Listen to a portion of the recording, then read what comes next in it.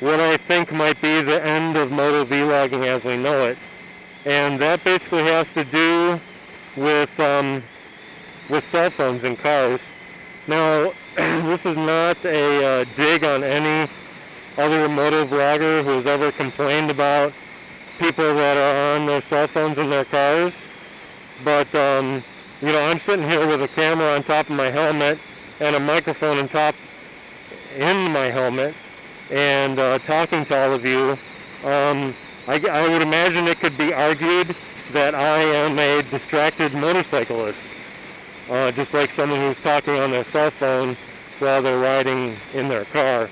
And I know that there have been a lot of laws that have come up lately for people talking on their cell phones in cars. To me, there's already laws on the books that, as far as people getting into accidents, you know, people causing accidents, irregardless of whether they were in that accident talking on a phone or not, they should still be held responsible for the accident, just based on the fact that they were in an accident, not because they were on their cell phone or whatever.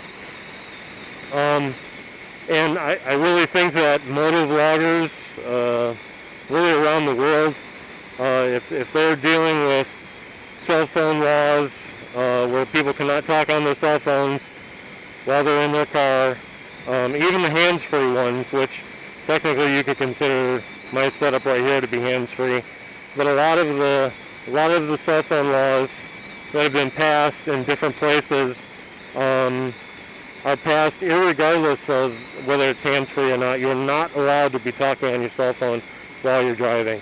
So, and all it's going to take is for a couple of motorcyclists to get in accidents that have a camera on top of their helmet that they're talking into, for these politicians to get a hold of that and say, well, if we can't have people talking on their cell phones when they're inside their cars, we really should not be having people, you know, talking to cameras and helmets while they're on their motorcycles. And that would be literally the end of legal motovlogging as we know it.